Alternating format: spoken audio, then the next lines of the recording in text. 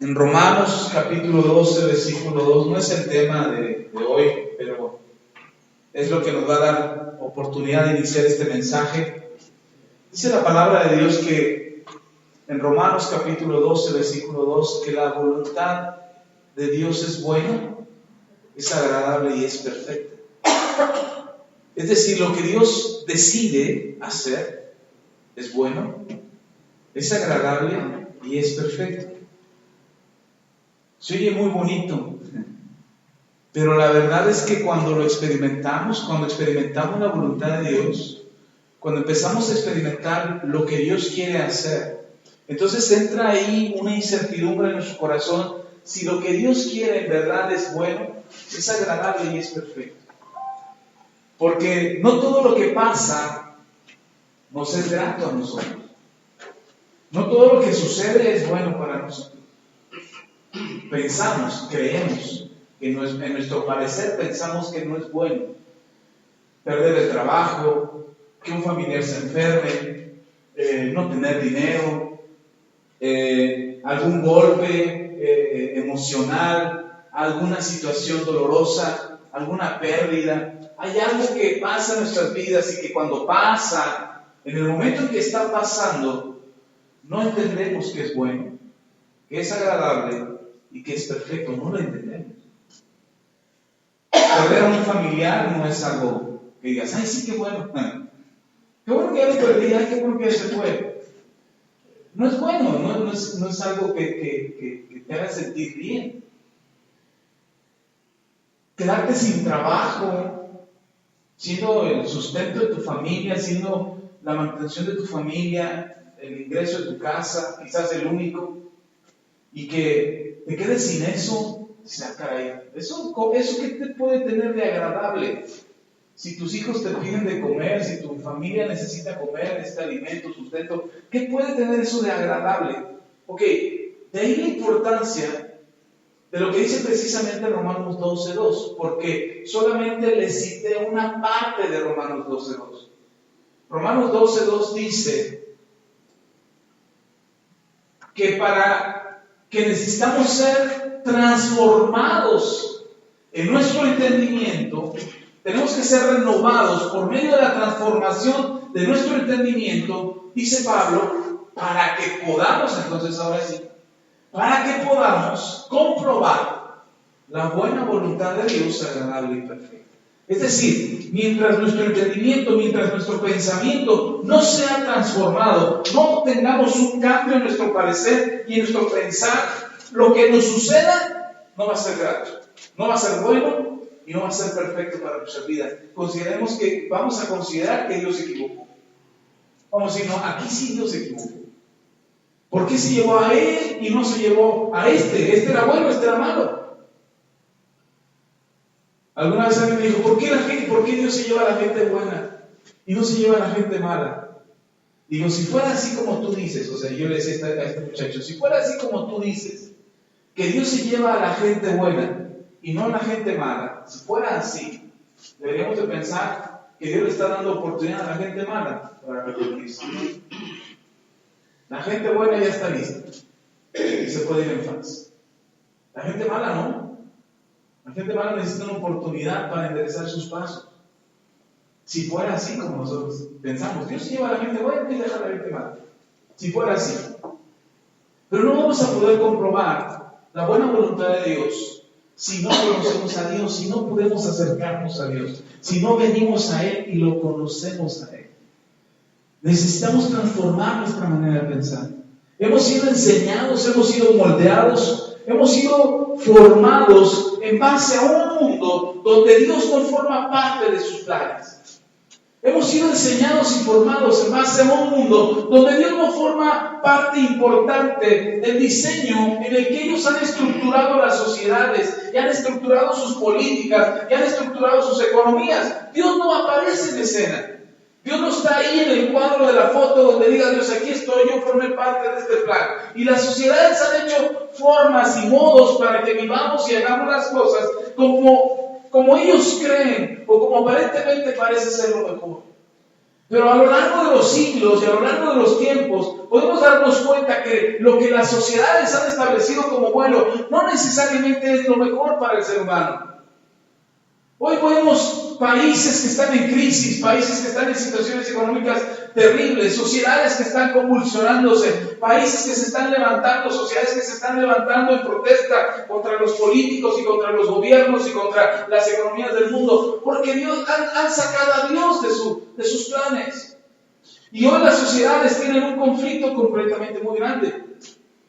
Y sin embargo nosotros tenemos la esperanza de que eso puede cambiar. Tenemos la confianza en Dios que podemos tener una vida mejor, una familia mejor, una economía mejor, una salud mejor. Tenemos esa esperanza, confiamos en Dios en eso. El asunto es que no siempre vamos a ver esto una realidad si no entendemos que el plan de Dios, que la voluntad de Dios es buena, es agradable y es perfecta. De manera que lo que sea que pasara en nuestras vidas, de manera que lo que nos aconteciera en nuestro diario vivir, sería mucho mejor incluso si es el plan de Dios que nuestro propio plan. Si el plan de Dios es lo que va a obrar en tu vida, es mucho mejor que tu propio plan. Aunque tú digas, pero mi plan es maravilloso, tengo un plan a 5, a 10, a 15 y a 20 años. De aquí a 20 años ya vi cómo voy a estar de aquí a 20 años. Si Dios no está involucrado en tu plan, ese plan no es el mejor para tu vida. Por eso necesitamos a Dios. Necesitamos que Dios se involucre en nuestras vidas, en nuestro corazón, en nuestro plan, en nuestro diario vivir, en nuestro diario hacer, para que nuestra vida sea mucho mejor de lo que siquiera pudiste imaginar que es ahora o que puede ser en 5, 10, 20 o 25 años. Necesitamos que Dios intervenga en nuestra vida. Necesitamos que Dios esté obrando en nuestras vidas.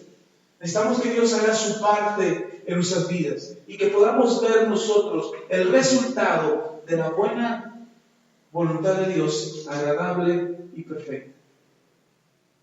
¿Cómo podríamos entonces, para poder comprobar esto, de acuerdo a lo que dice Romanos 12:2,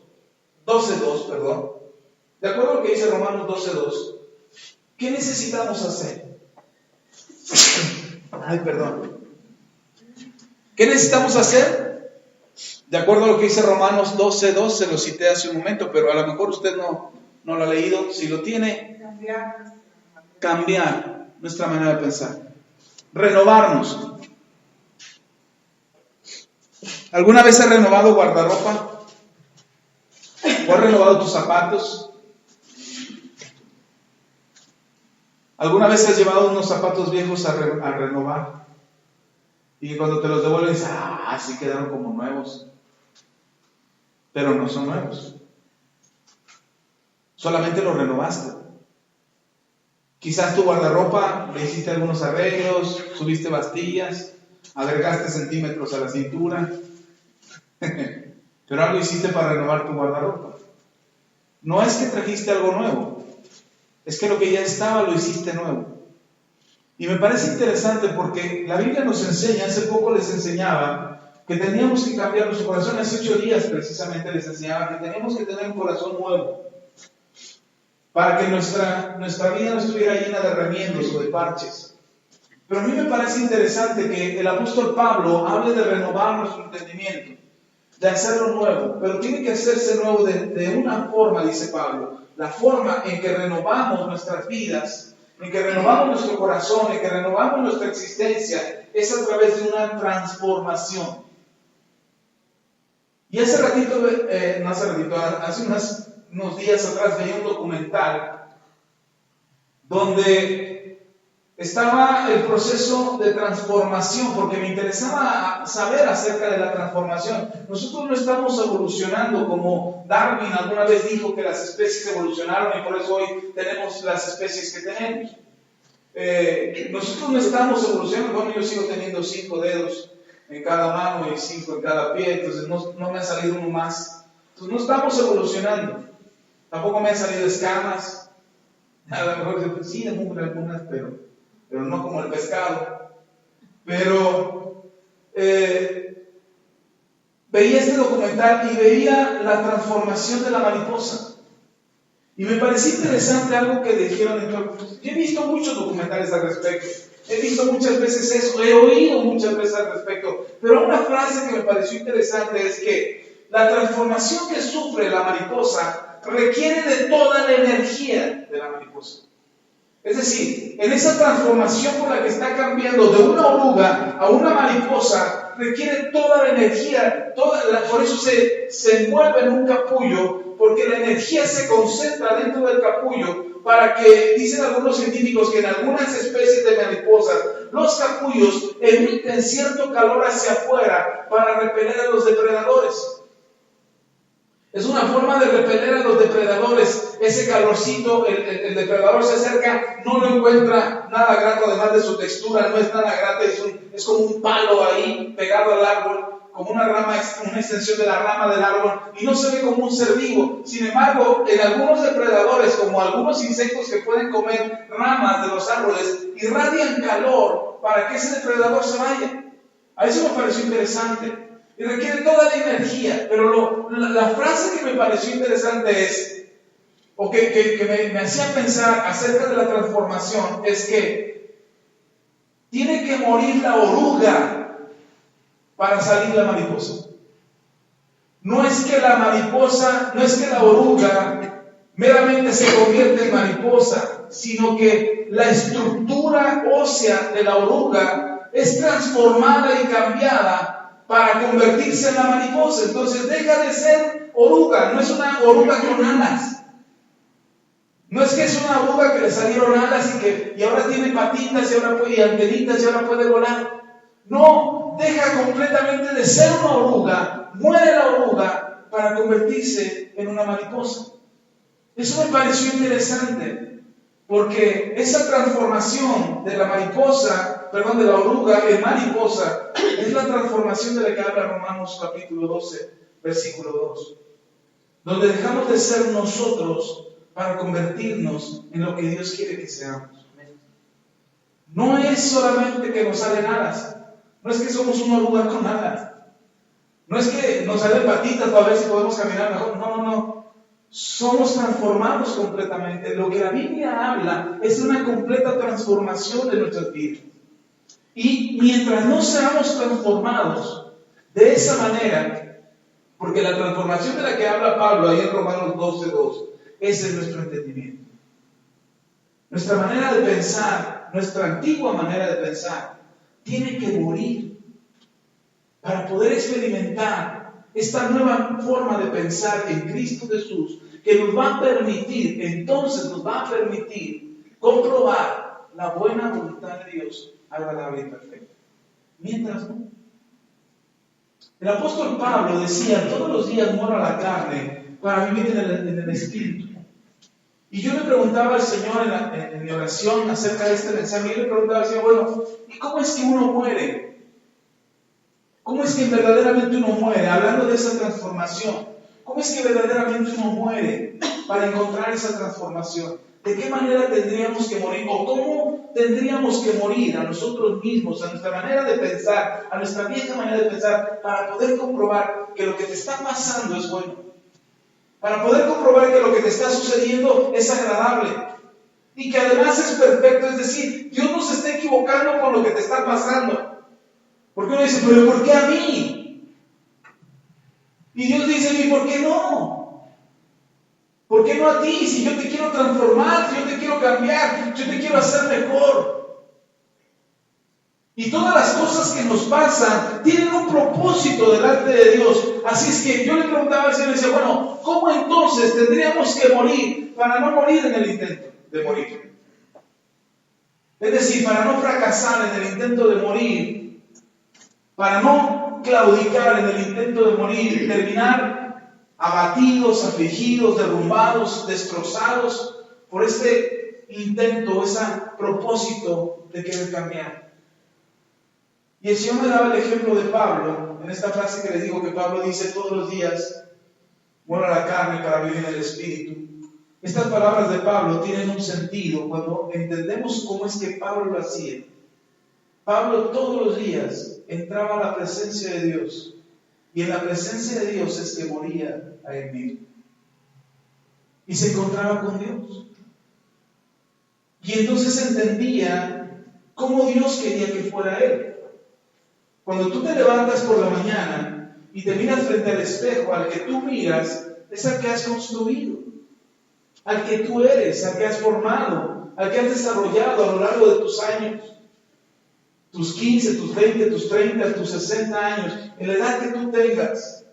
Esa edad que tú tienes ha sido un trabajo de formación, que cuando tú te miras al espejo, tú podrás ver lo que tú eres, lo que has construido. El asunto es que no nadie nos dio los planes para edificar nuestras vidas. Es decir, nadie nos dio los planos.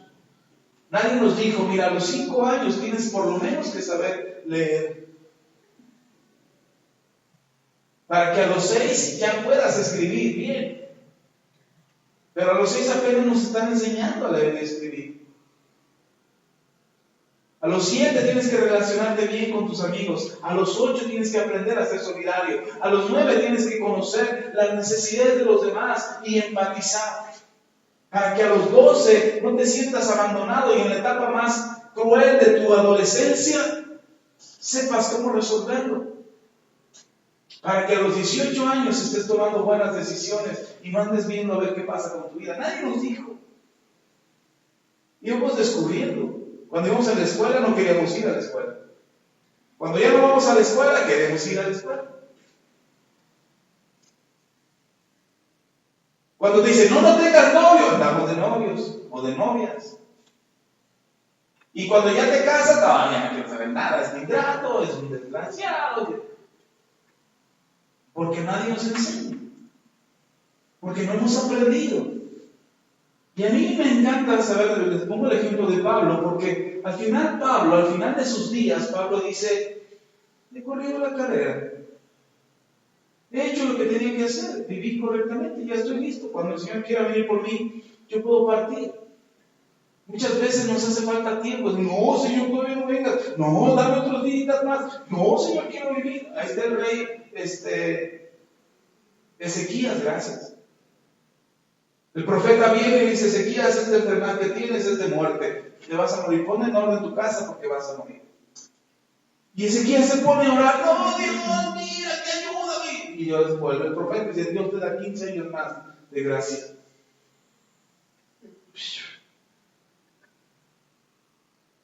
Tenemos una preocupación por saber si estamos viviendo correctamente o no. Y me encanta que Pablo diga, ¿qué es lo que tengo que hacer? Estoy listo, Señor, cuando tú quieras, ven por mí. Es más, Pablo dice, para mí el vivir es Cristo y el morir es ganancia. Si estoy vivo es por causa de ustedes. Si estoy aquí es por causa de ustedes. Pero yo ya quisiera estar con mi Señor. Todavía me voy a quedar un rato más por causa de enseñarles un poco más a ustedes. Pero yo ya estoy listo para irme. Nosotros tendríamos que estar listos para irnos. No le estoy diciendo que mañana. Pero si cuando nos toque estar listos y saber que ya se acabó el tiempo, pero que además hicimos lo que teníamos que hacer, cumplimos con nuestro propósito. ¿Amén? ¿Está conmigo? Amén. Ok, entonces, ¿qué hacer? ¿Cómo es que Pablo lograba entender que la voluntad de Dios era buena, era agradable y era perfecta? Porque el que Pablo lo escribe ahí en Romanos 12 no es para que se oiga bonito, es porque Pablo entiende que la voluntad de Dios es buena, es agradable y es perfecta. Y vaya que veíamos hace 8 días las marcas de Pablo, ¿se acuerdan? Azotes, maltratos, cárceles, envenenamiento, naufragio, todo lo que Pablo sufrió y vivió. Y Pablo dice, ese es bueno, es agradable y es perfecto. Es bueno estar encarcelado, es bueno ser azotado, es agradable naufragar, es bueno. O sea, todo eso Pablo considera como algo bueno, agradable y perfecto, porque es la voluntad de Dios. ¿Cómo podríamos sobreponernos a una situación adversa en nuestras vidas y decir, esto, a pesar de que es grave, es bueno para mi vida? Aunque esto es complicado y aunque parece que es el fin del mundo y ya andan los zombies ahí caminando y ya vinieron los aliens y están invadiendo la tierra, esto es bueno y es agradable y es perfecto para mi vida. ¿Cómo podríamos tener una actitud para determinar eso? Sencillo. Necesitamos entrar hasta el trono de la gracia de Dios y encontrarnos con la buena voluntad de Dios, agradable y perfecta. Es necesario entrar hasta el trono de Dios. Nosotros entramos a la presencia de Dios, pero no entramos hasta su trono. Yo quiero explicarle eso, pretendo poder explicarle eso. Porque usted ora a Dios. ¿Cuántos oran a Dios? Levante su mano.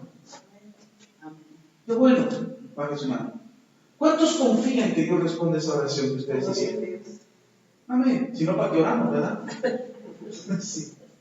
Si ya oraste, pues es que estás confiando que Dios responda. Ok, pero ¿sabe desde dónde le pedimos a Dios? Le quiero explicar. Hagan de cuenta que este es el tabernáculo de reunión que Dios le da a Moisés. Este lugar, todo este es el lugar del tabernáculo de reunión. Y el tabernáculo de reunión tenía un espacio así como allá afuera, sin nada, claro, vacío, donde estaba el altar de bronce y la fuente de bronce.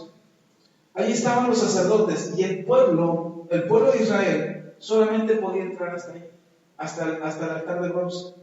Y en el altar de bronce traía su sacrificio, y en la fuente de bronce los sacerdotes se limpiaban con el agua que estaba ahí y se reflejaban en la fuente para ver qué tan limpios estaban para poder entrar a la presencia de Dios.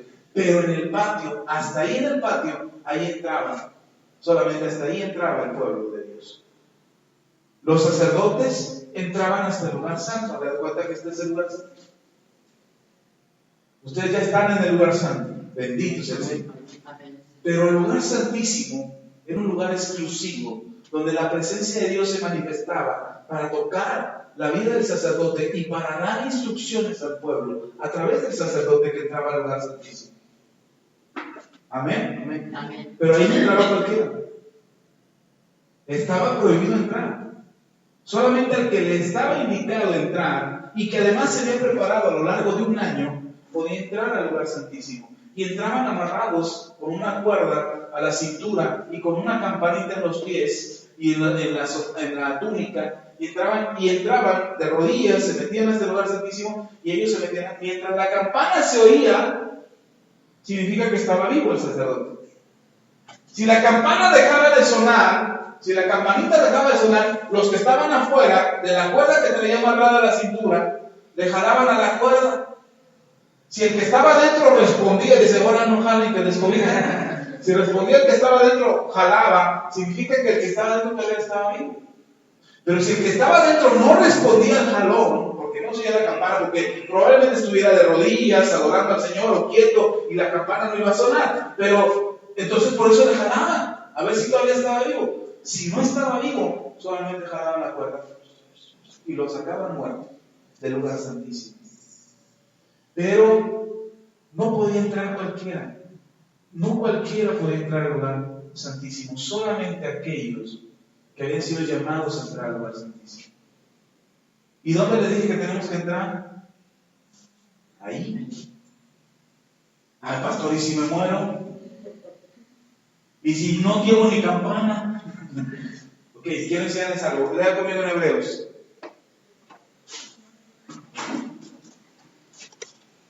Si a usted le gusta anotar títulos, el mensaje de hoy es una transformación completa.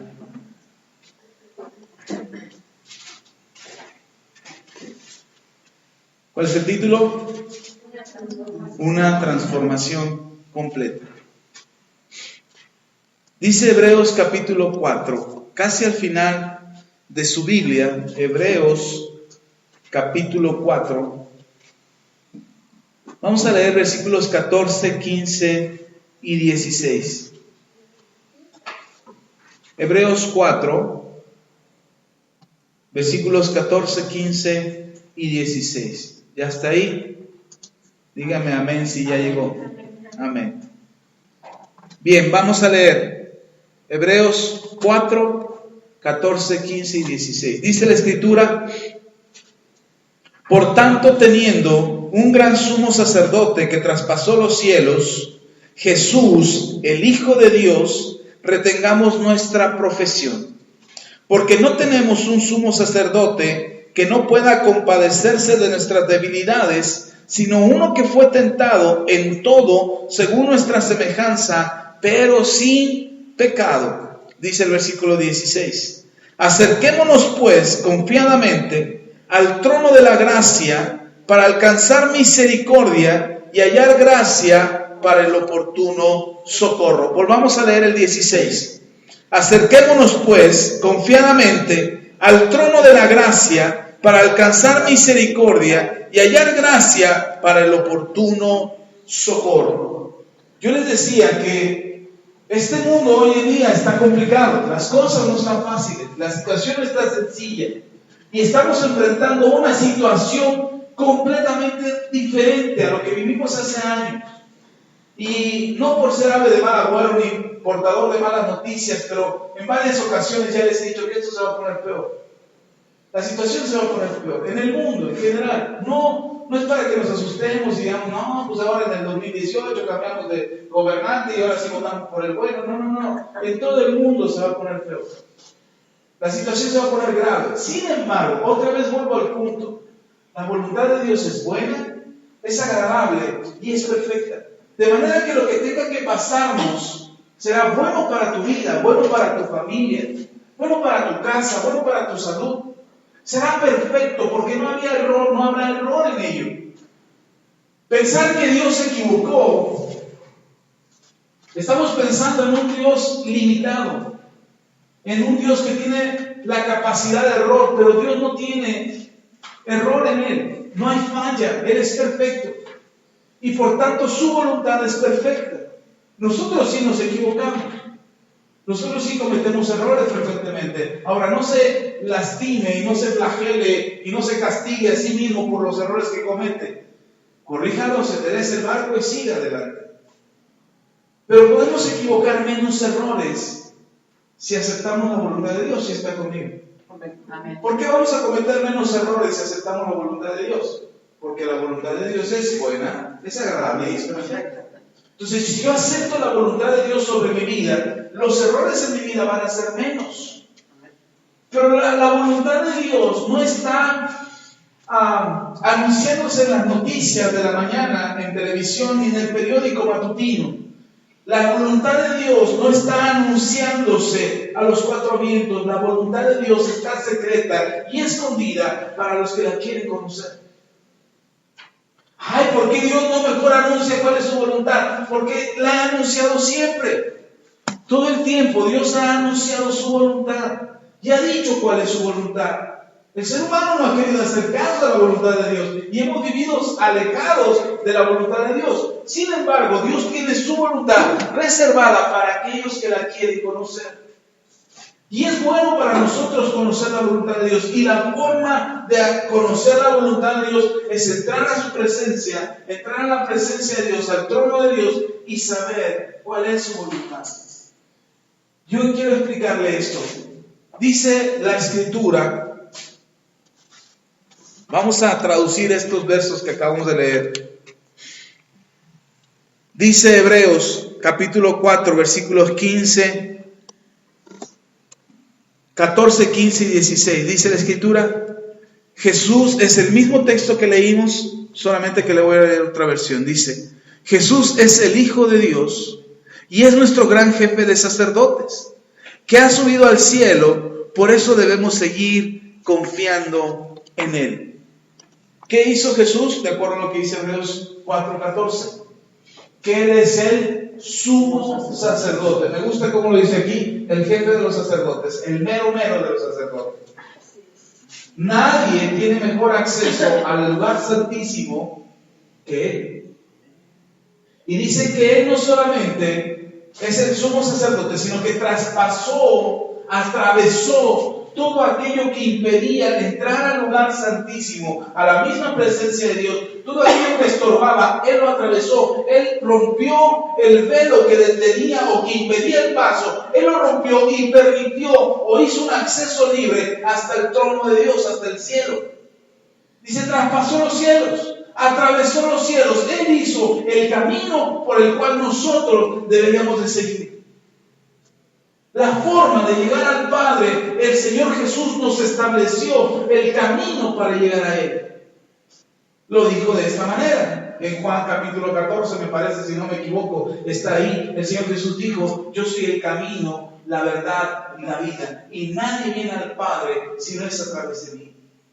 Nosotros queremos encontrar recetas, modos, métodos, fórmulas, estrategias para poder llegar al Padre. ¿Cómo le hace, pastor, para orar? Sencillo, oro. No, pero ¿cómo? De rodillas, de parado, hincado, de cabeza, acostado, pegado a la pared, como musaraña. ¿Cuántas horas ora, pastor? Pues lo necesario. ¿Pero cuánto? Así, 15, 10, 15, 20, porque yo no tengo tanto tiempo, a veces me alcanza, a veces no me alcanza. Los sábados sí tengo como para 2 horas, pero lo entre semana apenas 5 minutos. Y queremos una receta mágica. Queremos un método, una fórmula que nos simplifique el camino hasta el trono de Dios, que nos permita accesar a Dios para conocer su voluntad. Pero Jesús nos dejó el camino. Él dijo, yo soy el camino, la verdad y la vida, y nadie viene al Padre si no es a través de mí. Entonces, ¿cómo podemos entrar? Primero, tenemos que saber que el camino ya fue abierto. ¿De acuerdo a lo que acabamos de leer? El camino ya fue abierto. No hay nada que obstaculice entre tú y Dios, siempre y cuando tomes el camino correcto. ¿Cuál es el camino correcto? Jesús. Yo no puedo invocar a Dios, yo no puedo acercarme a Dios si no es por medio de Jesús. Pastor, y los de otras religiones que no creen en Jesús, pero que también buscan. Por eso, esa frase que dice, todas las religiones llevan a Dios, no es cierto, ¿eh? No todas las religiones llevan a Dios. Pastor, pero usted ya está siendo sectario, apartando, seleccionando. No, yo no lo seleccioné. El que hizo el camino, el que estableció la forma y los medios fue Dios, no yo. Y Dios deja claro cuál es el medio. ¿Cuál es la forma de llegar a Dios Padre?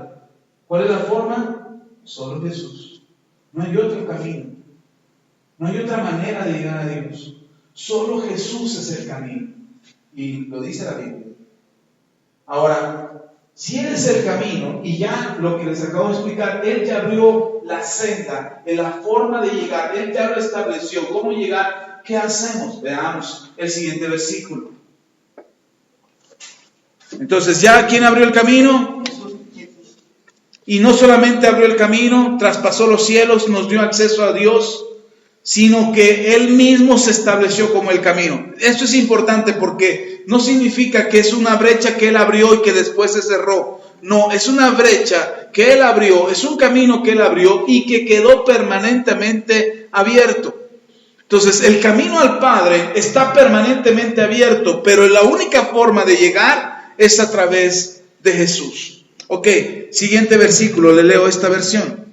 Versículo 15. El diablo le puso a Jesús las mismas trampas que nos pone a nosotros para hacernos pecar, solo que Jesús nunca pecó. Por eso Él puede entender que nos resulta difícil obedecer a Dios. Es el mismo texto que usted tiene ahí, pero en otra traducción. Dice que el diablo nos pone las trampas que le puso a Jesús. Las mismas, dice.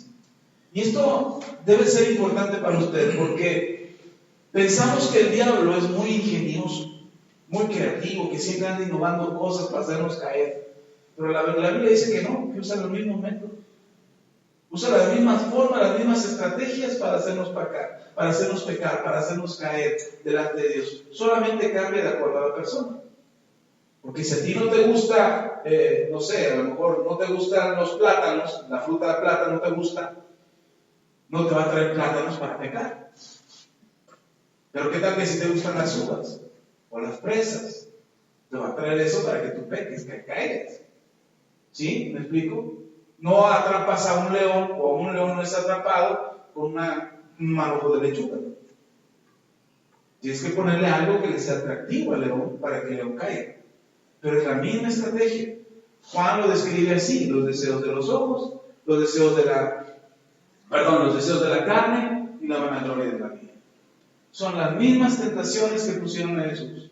Los deseos de los ojos, los deseos de la carne y la vanagloria de la vida. Esas mismas situaciones son las que se te van a poner enfrente todo el tiempo para que tú peques. Dice el escritor de Hebreos, son las mismas trampas que le puso a Jesús. Y me parece interesante lo que dice el escritor de Hebreos, dice, y estas trampas son las mismas que usa para hacernos caer a nosotros, para hacernos pecar a nosotros. Pero Jesús sabe cuál es tu debilidad y sabe que por eso te cuesta trabajo obedecer a Dios. Estas debilidades con las que Satanás trata de hacernos caer, con las que trata de hacernos pecar, estas mismas debilidades son las que va a usar Satanás para que nosotros nos alejemos de Dios. Hace poco hablaba, creo que era contigo, a César el miércoles, y le decía a César que ya se los he explicado en otras ocasiones. Hay tres cosas en las que el diablo va a alejarte de Dios. Hay tres formas en las que el diablo te va a alejar de Dios. Ya se los he dicho antes. Una es a través del pecado. Quiere que tú peques para que tú te alejes de Dios. El asunto es que cuando pecamos, nos sentimos tan sucios, tan indignos de Dios, nos sentimos tan hipócritas que yo no quiero ver nada de Dios, y nos alejamos de Dios en lugar de volver a Él. Ahora, no estoy diciendo que usted tiene permiso para pecar, estoy diciendo que el diablo va a usar esas estrategias para hacerle pecar a usted todo el tiempo. Y entonces cuando nosotros pecamos, nos sentimos mal delante de Dios y el pecado nos aleja delante de Dios. Ya se lo enseñaron en el discipulado, ¿se acuerdan? ¿Qué es lo que nos aleja de Dios? El pecado. ¿Cómo nos acercamos a Dios y nos deshacemos del pecado? A través del arrepentimiento. Entonces, si usted se arrepiente, usted vuelve al Señor. Y ese obstáculo, esa barrera, ese abismo que hace el pecado entre usted y Dios, que impide que usted pueda acercarse a Dios, queda deshecho a través del sacrificio de nuestro Señor Jesús y su perdón, a través del perdón que Él nos da por lo que Él sufrió en la cruz. ¿Sí está conmigo? Amén. Amén. ¿Sí está aquí? Ok. Es importante que sepa eso. La segunda estrategia que Satanás usa después de que pecamos es la culpa. Te hace sentir culpable. Mucha gente peca delante de Dios y eso ya pone una barrera entre él y Dios. Pero no solamente el pecado, sino que ahora la culpa. No, soy un gusano, no, soy un hipócrita, no, ¿para qué voy a la iglesia? No, ya le fallé a Dios, no, mejor ni me acerco, no, y entonces nos alejamos de Dios, nos sentimos culpables. Entonces, una de las armas, la primera arma que el diablo utiliza es el pecado. Y después de que pecamos, pone la culpa. Y nos sentimos culpables. No, ¿para qué voy? Van a decir que soy un hipócrita, van a decir que no, y esa culpa no viene de parte de Dios. La Biblia dice claramente que si Dios te hace saber tu pecado y te hace sentir culpable para arrepentimiento. Es decir, si el Espíritu Santo te contrista acerca de tu pecado, va a ser para que te arrepientas, no para que te des latigazos en la espalda y digas, soy un gusano, soy un gusano, soy un gusano. Dios no quiere eso en tu vida. Dios quiere que te arrepientas. Y si el Espíritu Santo te redarguye acerca de un pecado que cometiste, no es para que te sientas culpable, sino es para que te arrepientas. ¿Está conmigo? Amén. Ok. Y tercero, entonces, primero te hace pecar. Segundo, te hace sentir culpable. Pero si tú eres un buen cristiano que conoce la palabra de Dios y que conoce la voluntad de Dios, entonces sabrá que el pecado puede ser limpiado de su vida y puede ser quitada la culpa. ¿Sí estamos? Y entonces todo buen cristiano que sabe eso, y ahora usted ya lo sabe, cuando usted peca delante de Dios, usted tiene que arrepentirse y deshacerse de la culpa. Y decirle al Señor, sí Señor, fui un gusano, pequé, me aparté de ti, pero tú me levantas, tú me haces digno hijo tuyo, porque así le llama la Biblia, hijo de Dios, nación santa, pueblo adquirido por Dios. Entonces usted no es un gusano. ¿Sí está conmigo? Amén. Entonces si usted se siente culpable porque pecó, arrepiéntase, que Dios limpie sus pecados y que usted sea una persona íntegra delante de Dios. ¿Sí está aquí? Amén. Amén. Entonces, ¿ya tiene culpa que cargar? No. ¿Tiene pecado que le detenga y que le aparte de Dios? No, porque ya se arrepintió. Entonces, cuando un cristiano sabe eso, El diablo puede y provocará que tú peques y que te alejes de Dios, pero tú te arrepientes y te apartas del pecado y ya no quieres saber más del pecado, enderezas tu vida, enderezas tu rostro y dices, yo soy hijo de Dios, y entonces empiezas a caminar. Cuando logras entender eso, el diablo usa una tercera arma y se llama distracción. Ya se lo había explicado antes, ¿se acuerdan? Tú tienes un propósito, tienes un destino en Dios, y el diablo te va a distraer. No necesita hacerte pecar. Solamente, ¿por qué? Porque el pecado ya en ti ya no tiene cabida. Entonces no necesitas hacerte pecar, lo único que va a hacer es distraerte. Y del lugar al que tenías que llegar, pues ya no llegas. Es como si yo voy en mi vida con Cristo y empiezo a caminar, ese es mi destino, y voy a decir, Señor, tú estás conmigo, y de repente mi hermano me habla, sí, hermano, dígame. ¿Cómo está? ¿Todo bien? No, pues el Señor es bueno. Muchas bendiciones Dios tiene para nosotros, hermano. Y me puedo pasar 10 años aquí platicando con mi hermano. ¿Estoy haciendo algo incorrecto? No. ¿Estoy pecando? No. ¿Estoy haciendo algo indebido que ofende a Dios? No. Simplemente no estoy llegando a mi destino. No estoy llegando a donde tengo que llegar, no estoy llegando a mi propósito en Dios, no estoy alcanzando mi meta, entonces me estoy deteniendo. Esa es la tercera arma que el diablo hizo. Cuando no logra convencerte por el pecado, cuando no logra afligirte con la culpa, lo que va a hacer es distraerte. Pero yo quiero ir por el hermano, no soy egoísta, soy un buen cristiano. Hermano, ¿cómo está? ¿Bien? Gloria a Dios, ni siquiera me acomodo. Venga, hermano, síganme, vamos con Cristo. Y me lo jala al destino que él también tiene en Dios. Porque si yo lo dejo y me entretengo con él, parece que es algo bueno lo que estoy haciendo. Pero no es algo bueno, me estoy distrayendo de mi propósito. Es muy diferente si ahí lo saco de su apaciguamiento, de su tranquilidad, y lo, órale, hermano, vamos a aparecer. ¿Verdad que está bueno? Parece. Amén. Gracias, hermano. ¿Qué hacemos? Nos detenemos en nuestro propósito y caminamos hacia donde no tenemos que ir. No llegamos. Parece que estamos haciendo buenas cosas, pero no estamos alcanzando nuestro propósito en Dios. Y entonces no estamos haciendo la voluntad de Dios. Por eso el Señor Jesús dijo, en aquel día vendrán y me dirán, Señor, Señor, en tu nombre echamos fuera demonios. Yo estuve con Manuel 10 años. Sacándole de los demonios, bendiciéndole, sanando su vida, restaurándole, como dicen aquellos que vinieron con Jesús. En tu nombre echamos fuera demonios, sanamos enfermos, resucitamos muertos. Viera, Señor, lo resucité 3 veces. 3 veces se me murió, 3 veces lo resucité.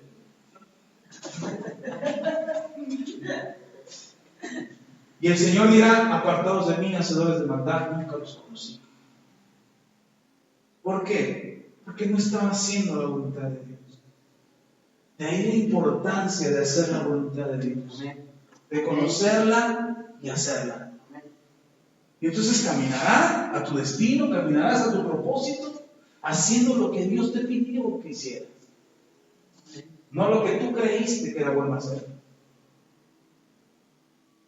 Porque podemos establecer muchos métodos, muchas fórmulas, muchas estrategias, podemos hacer muchas cosas que aparentemente son para Dios, o que aparentemente están haciendo la voluntad de Dios, pero me están alejando porque son distractores que me alejan de hacer la voluntad de Dios. ¿Sí está conmigo? Sí, amén. Ok, entonces, ¿qué tenemos que hacer? Hacer la voluntad de Dios. ¿Cómo? Acercándonos hasta el trono de Dios. Necesito conocer la voluntad de Dios, pero dijimos había algo que nos impide. ¿Qué es? El pecado. Yo no puedo entrar al trono de Dios si hay pecado en mi vida. No puedo. Porque dice la Escritura que Dios no está donde hay pecado. Dios no está donde hay pecado, porque Él es santo.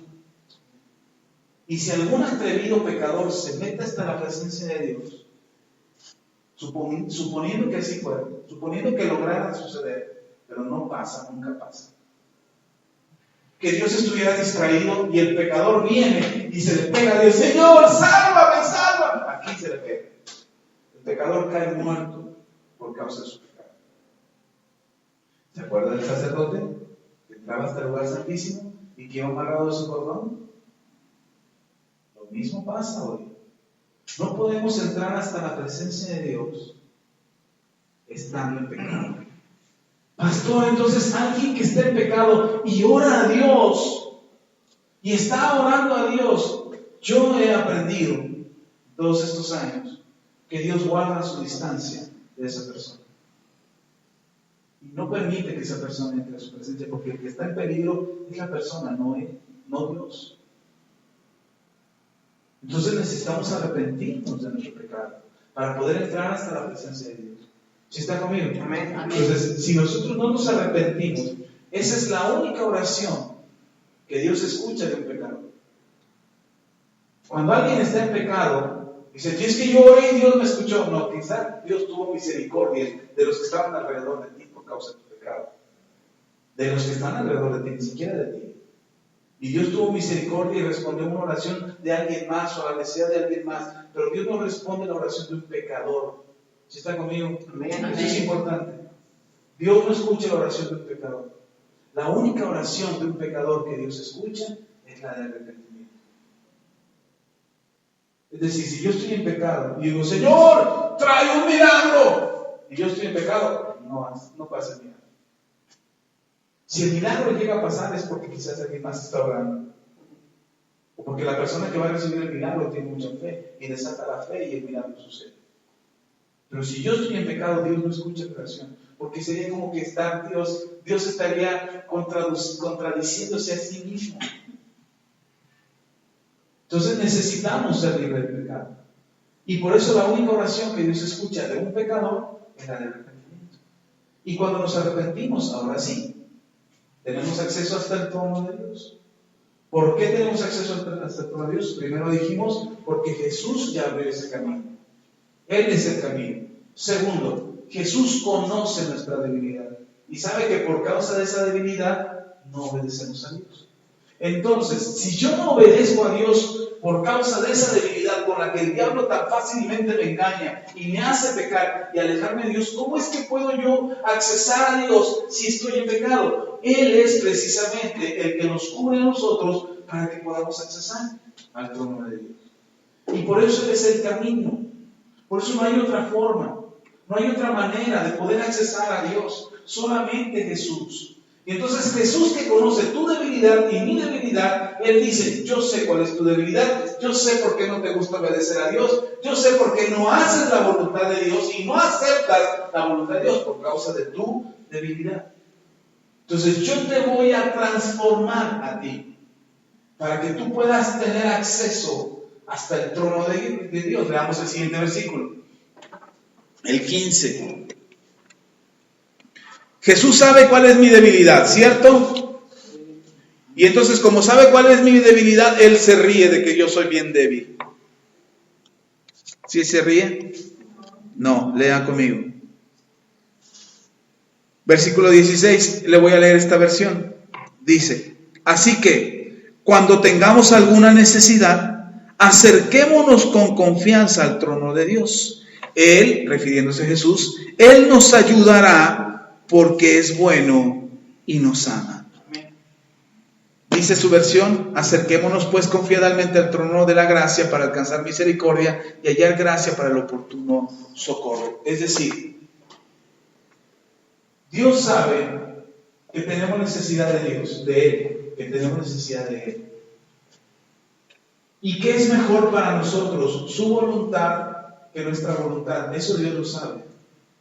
Pero también Dios sabe que hay pecado en nosotros que impide que podamos conocer su voluntad.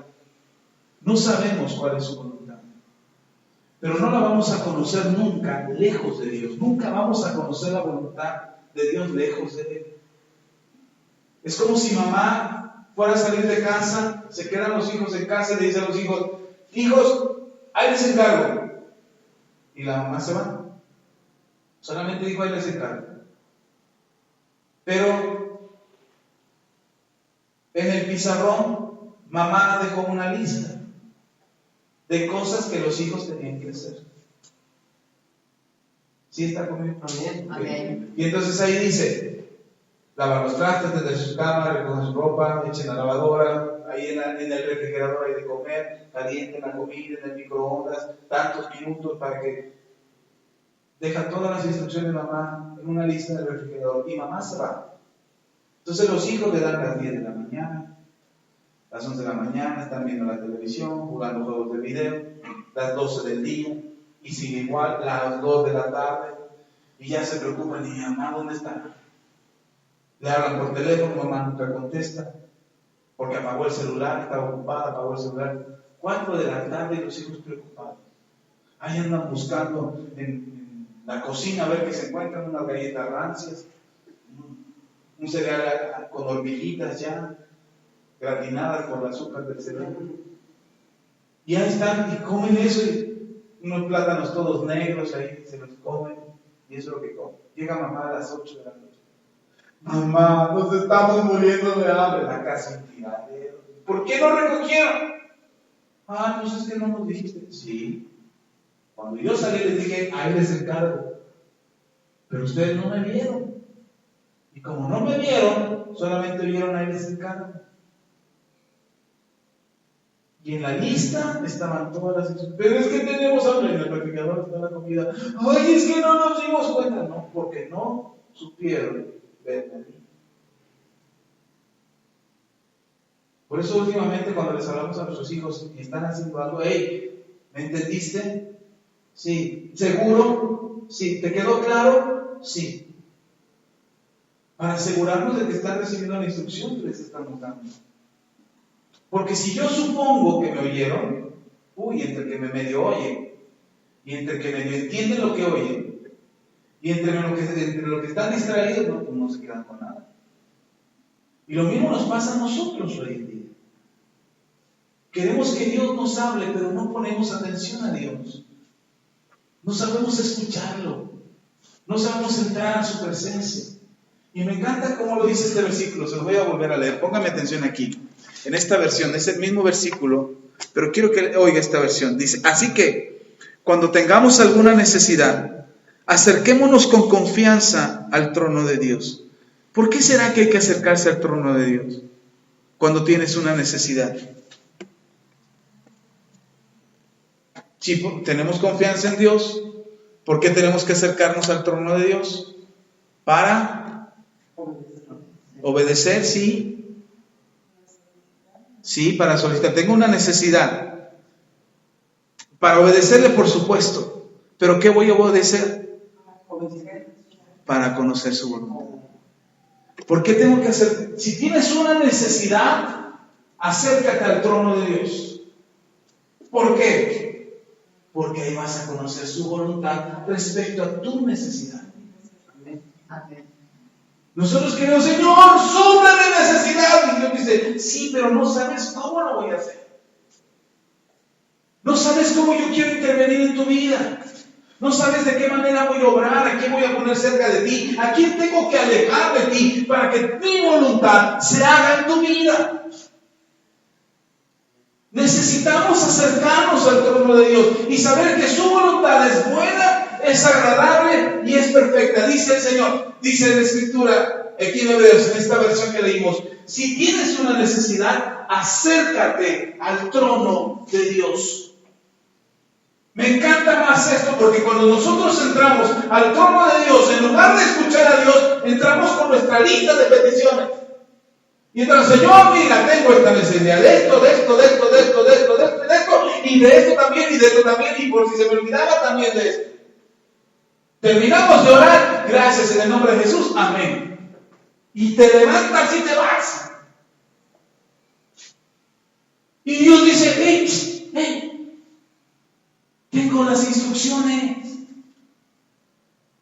Quiero que conozcas cómo voy a obrar en tu vida.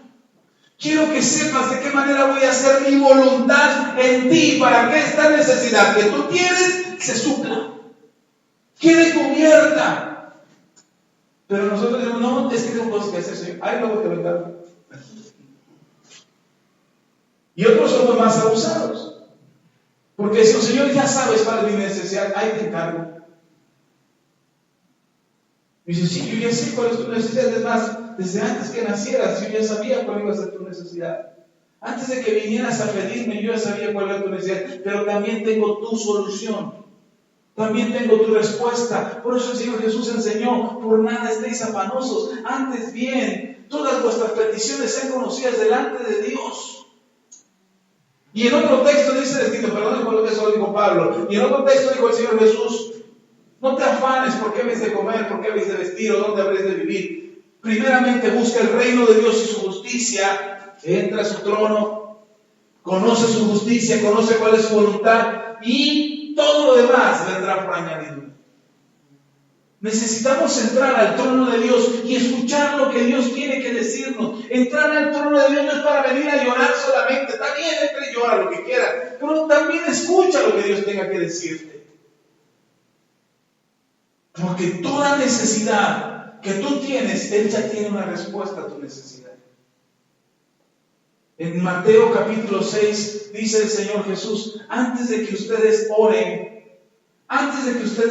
a Dios por su necesidad, Él ya sabe cuál es tu necesidad. Entonces dice el Señor, si en este pasaje dice: si tienen alguna necesidad, entren al trono de Dios. ¿Para qué entro al trono de Dios si ya conoce Dios mi necesidad? ¿Para qué entro al trono de Dios? Si Él ya sabe mi necesidad, ¿para qué entro? Otra vez más fuerte. Para conocer su voluntad. Si Él ya sabe cuál es mi necesidad, yo no sabía cuál iba a ser mi necesidad hoy, yo no sabía cuál iba a ser mi necesidad mañana, ni lo sé. Pero dice Dios: yo ya sé cuál es tu necesidad. Si Él ya sabe cuál es tu necesidad, entonces ¿para qué entramos al trono de Dios? Dijimos, para conocer su voluntad. ¿Cómo lo voy a resolver? ¿Cómo Dios va a obrar? ¿De qué manera Dios va a intervenir? Para eso entramos a su presencia. Porque por más larga que hagas tu petición, o por más larga que hagas tu súplica, no tocas más fuerte el corazón de Dios. No lo convences más. El Señor Jesús dijo: no uses vanas repeticiones, de nada sirve. Tampoco usas palabras así muy sofisticadas para tratar de convencer a Dios o apantallar a Dios. ¿Usted cree que apantallamos a Dios? No. Cuando tú oras, cuando tú le pides a Dios, puedes usar las palabras más simples. Y el Señor Jesús nos dejó ejemplo más de una ocasión en usar las palabras más simples para ver un milagro en la vida de aquellos que lo necesitaban. A Pedro le dice: ven. Cuando Pedro dice: Señor, si eres tú, manda que yo camine sobre el agua. Y Jesús le dice a Pedro: ven. Es todo lo que le dijo. No oró por el agua y dijo: agua, sostén a Pedro, y que Pedro camine y cuida limpio. No. Pedro, unjo tus pies para que puedas caminar sobre el agua. No. Lo único que Jesús dijo es: ven. Cuando Lázaro, su amigo, murió, después de que lloró y derramó unas lágrimas por su amigo Lázaro, y yo creo que más porque había muerto su amigo Lázaro, sino por la incredulidad de la gente que estaba ahí. Por eso Jesús lloró. Pero en ese momento Jesús dice: Lázaro, sal fuera. Es todo lo que dijo. Y cuando Lázaro salió amarrado, iba amarrado como gusanito ahí. Jesús dice: desamárrelo porque se va a romper la cara. Bueno, no dijo así, pero dijo: desamárrelo. Y van y lo desamarran a Lázaro, que salió. ¿Dijo algo más que Jesús? ¿No? Si usted escucha las palabras de Jesús respecto a una oración, no fueron palabras sofisticadas, ni rebuscadas, ni repeticiones con las que pudiéramos apantallar a Dios. ¿Por qué Jesús podía orar de esa manera? Porque Jesús ya había ido hasta el trono, había conocido la voluntad de Dios y ahora sabía que es lo que tenía que hacer. Gloria a Dios. Y en medio de toda su necesidad, me encanta porque dice la Biblia que un día ve una multitud ahí. Jesús ve una multitud y dice que los vio con hambre. Dijo: ya tienen hambre. No es que tuvieran hambre, ellos tenían hambre. Dice: ya tienen hambre, le dice a sus apóstoles: denles de comer. Pero dice ahí, pero solamente se los dijo para probarlos, porque Él ya sabía lo que tenía que hacer. ¿Cómo es que Jesús sabía lo que tenía que hacer? Ahí, en el trono de Dios, en la presencia de Dios. Entonces solamente les dice a los apóstoles, denles de comer, y ellos, ay Señor, ¿y cómo le vamos a dar eso? Ay, a ver cuánto trae Pedro. ¿Y tú, Juan? ¿Cuánto? No, Señor, no completamos para tantos. En las ofrendas no hay mucho. Y dice, todavía le dicen los apóstoles, aún si fuéramos al pueblo a conseguir, no creo que haya una tienda, no creo que haya un Walmart o un Soriana donde podamos ir a comprar tanto para tanta gente. Así es que no podemos darles de comer. Y por ahí aparece Felipe con una de esas, pues ¿qué crees, Señor? Aquí un muchachito traía 5 panes y 2 peces. ¿Crees que con esto alcanza? Dice, Señor, sí, siéntenos. Siéntenos y les pueden dar de comer. Y entonces la necesidad que había en ese momento fue suplida de manera extraordinaria, porque él ya sabía lo que tenía que hacer. Nosotros queremos tener el control de las cosas. Si Dios no nos da la garantía de cómo lo va a hacer, no lo hacemos. O sea, a mí dame la garantía, Señor, de que estás aquí, de que tengo lo suficiente, de que tengo los recursos, de que tengo el trabajo, de que tengo los medios para salir de mi necesidad. Entonces, como si ya tengo la garantía, entonces ahora sí creo que tú vas a suplir mi necesidad. Pero no se trata de que tengas la garantía en la mano. La garantía que tenemos es que Él ya venció el pecado, como leímos. Él es el sumo sacerdote que está en el trono y esperando tu acceso para que tú entres, y cuando tú entras y el Señor Jesús te diga, ahí vienes todo de mucho. Otra vez abatido por el pecado. ¿Nos dice eso? Leímos eso, ¿no? Que Jesús conoce cuál es nuestra debilidad y sabe que por causa de nuestra debilidad no obedecemos a Dios. Por causa de nuestra debilidad no obedecemos a Dios. Las mismas armas que usó Satanás para tentar a Jesús son las mismas armas que usa hoy en día para tentarte a ti y a mí. Y para que nosotros nos debilitemos y entonces tengamos una de 3 cosas: o tenemos pecado, o tenemos culpa, o tenemos distracciones que nos impiden, cualquiera de estas 3 nos impiden conocer la voluntad de Dios. Y entonces andamos haciendo cada burrada, perdón por la palabra, cada equivocación, y tomamos malas decisiones, y tenemos malas actitudes, y tenemos malas acciones, y malos comportamientos, y hacemos malas cosas, y estamos metidos en problemas, y estamos metidos en dificultades, porque no conocemos la voluntad de Dios. Solo por eso. Porque si conociéramos la voluntad de Dios, dice que la voluntad de Dios es buena, es agradable y es perfecta. ¿Dónde habría error en eso? ¿Dónde nos estaríamos equivocando nosotros, tomando malas decisiones, haciendo malas cosas? ¿En qué momento lo haríamos? ¿Acaso Dios diría, ay, me chispoteé? No era a la derecha, era a la izquierda, ay, te di los planos equivocados. ¿Se imagina Dios haciendo eso? Yo no creo en Dios así. Yo creo en un Dios que sabe cuál es tu principio y cuál es tu fin. Amén. Que conoce tu necesidad antes de que ésta llegue, antes de que tú te levantes por la mañana y digas, no tengo dinero. Dios dice, ya lo sabía que no ibas a tener dinero hoy, porque lo que te dije lo malgastaste hace muchos días. Ya lo sabía. Te dije que administraras, no administraste. Te dije que ahorraras, no ahorraste. Ya sabía que ibas. ¿Y tú crees que Dios se va a estar tronando los dedos y decir, ay, yo sé que voy a hacer, ya le acabó la quincena? ¿No crees que a Dios le preocupa? A Dios no lo agarramos de sorpresa. A Dios no lo sorprende con una mala decisión que tú tomes, porque Dios sabe que por nuestra debilidad no lo obedecemos. Pero bendito sea el Señor Jesús, que Él sí lo obedeció por completo. Y ahora nos da acceso hasta el trono de Dios. Y dice que para que hallemos, déjenle leer otra vez este texto.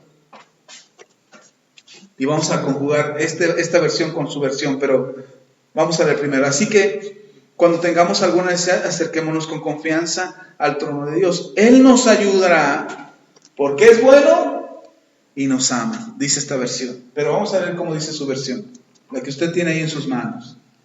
Acerquémonos pues confiadamente al trono de la gracia para alcanzar misericordia y hallar gracia para el oportuno socorro. Cuando Jesús le dice a Pedro, Pedro dice, Señor, si eres tú, manda que yo también camine sobre el agua. Y Jesús le dice, ven. Sale Pedro y empieza a caminar sobre el agua. Y por causa de su debilidad, como dice Hebreos, y por no obedecer al Señor, empezó a hundirse. Pedro se empezó a hundir en el agua. ¿Y sabe qué hizo Pedro? Se ahogó. No sé. ¿Sabe qué hizo Pedro? Pedro le dijo al Señor Jesús, Señor, sálvame. Y Jesús lo toma a Pedro. Testarudo como siempre. Vamos, Pedro. Y lo sacó del agua. Lo sacó del agua y lo llevó a la barca. Y cuando llegaron los dos a la barca, la tempestad que lo rodeaba se calmó. ¿Por qué Jesús? A mí me encanta eso. ¿Por qué Jesús saca a Pedro del agua? Jesús le dio la orden literal a Pedro. Pedro, ven. Es más, ni siquiera le dijo Pedro, solamente le dijo, ven. Tú lo pediste, tú lo tienes. Tú quieres caminar sobre el agua, camina sobre el agua. Órale, ven. Ya vio Pedro. Y empieza a hundirse Pedro por causa de su debilidad. No obedeció al Señor. ¿Usted cree que cuando usted está en una debilidad, el Señor le va a dejar? No. Y Pedro se empieza a hundir. ¡Ay, Señor, sálvame! Y él dice, otro poquito, Pedro. Nádale para acá, Pedro. Nádale para acá. No, dice la Biblia que Jesús se acercó a Pedro, lo sacó y lo llevó a la barca. No importa cuál sea tu negligencia o tu desobediencia. Él sabe que por nuestra debilidad no le obedecemos. Él lo sabe. Y sin embargo, dice, para que alcancemos misericordia y gracia para el oportuno socorro. Cuando te estés hundiendo, aún a causa de tu debilidad, el Señor está ahí para sacarte. Y está para sacarte, no para regañarte y exhibirte y avergonzarte públicamente, sino para decirte, órale, mijo, arrepiéntase y entre al trono de la gracia. Amén. Amén. Necesitamos acercarnos al trono de la gracia. Usted tiene que saber que Dios le va a hablar a su corazón y le va a dar la instrucción. Te vas a la derecha, te vas a la izquierda, te paras, sigues de frente, tomas una decisión, hacia dónde te mueves. Dios quiere hablarle a tu corazón y decirte, hijo, conozco tu necesidad, pero la forma de resolverlo no es como tú quieres hacerlo, sino como yo digo. Conoce mi voluntad, porque mi voluntad es buena, es agradable y es perfecta. No te va a causar ningún mal. No vas a cometer un error otra vez. Y entonces podrás tener una mejor decisión y una mejor vida. Y pastor, ¿y si fallo? ¿Y si me equivoco, pastor? Eso ya lo sabe el Señor, porque conoce tu debilidad. Él ya lo sabe. ¿Y sabe por qué lo sabe? Porque Él lo tentaba de la misma manera que te tientan a ti. Con pecado, con culpa, con distracción. De la misma manera te van a querer afectar tu vida para que tú estés lejos de Dios. Pero bendito sea el Señor, que ya murió y venció. Y derrotó el pecado. Y venció a Satanás y le dijo a Satanás, tú no puedes conmigo. Apártate de mí. Y Satanás se tuvo que ir y dijo, dice la Biblia, que ángeles venían y le servían al Señor, supliendo su necesidad. ¿Cuál es tu necesidad? No va a decir a mi pastor, yo vale por mi necesidad. Yo puedo orar por usted. Y yo creo que Dios va a responder y va a hacer algo por usted. Pero la lección no es que el pastor sepa orar por milagros. La lección es que usted pueda orar por un milagro en su vida ya de una vez por todas. Y deje de estar tomando decisiones equivocadas que le llevan a estar en la misma situación todo el tiempo. ¿Sí está conmigo? Amén.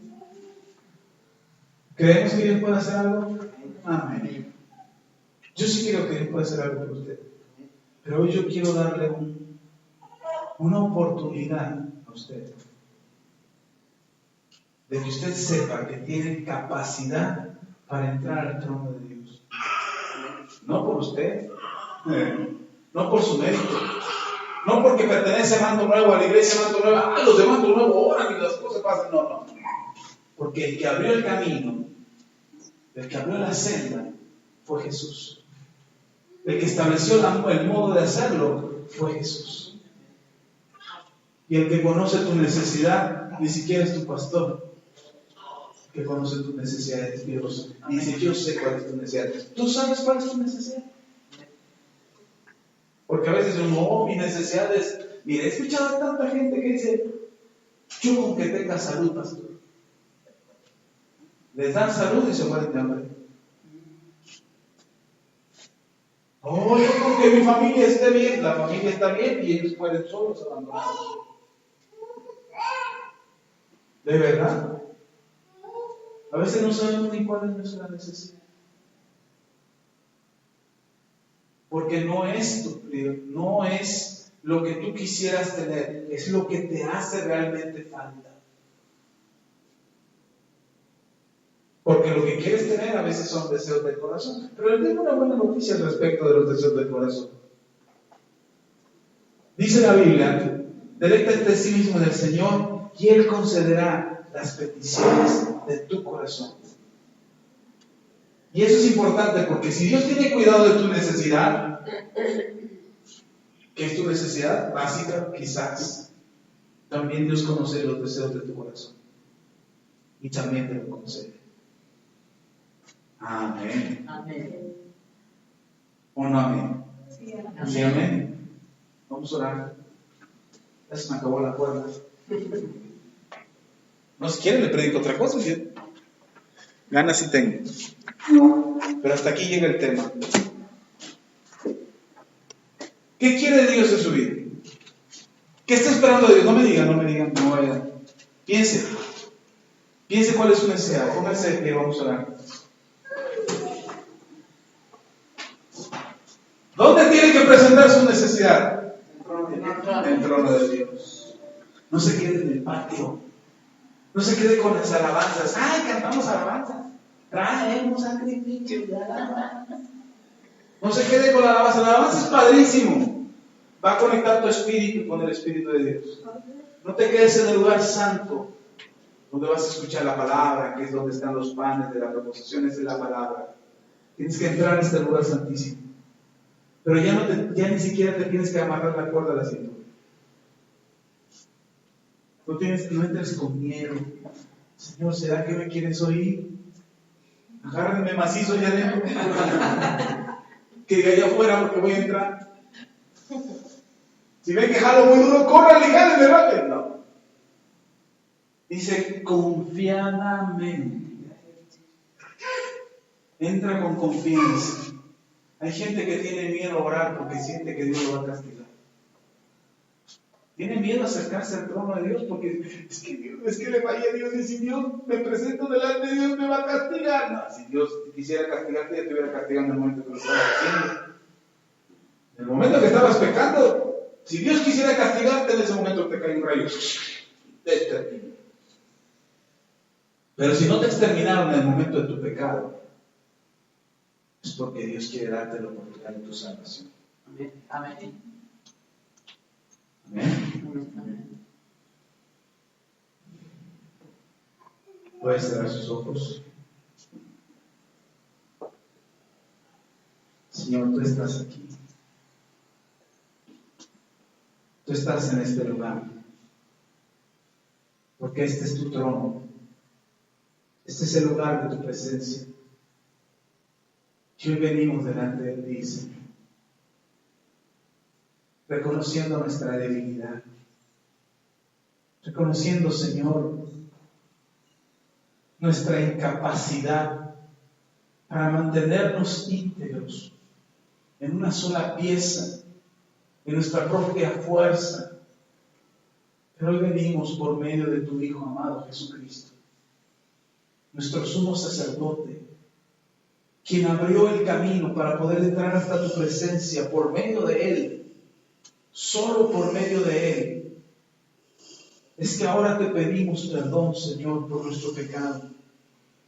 Y que puedas limpiar, Señor, nuestro corazón para poder estar hasta tu presencia. Y reconocer, Señor, nuestra necesidad. Sabiendo que tú tienes respuesta a nuestro clamor. Tú tienes respuesta, Señor, a nuestra necesidad. Espíritu Santo, te pido que hables a cada corazón, a cada uno de mis hermanos y hermanas. Toca su corazón, toca su vida, Señor. Toca su mente, su alma. Tócalos ahora en el nombre de Jesús. Tócalos, Señor, ahora en el nombre de Jesús.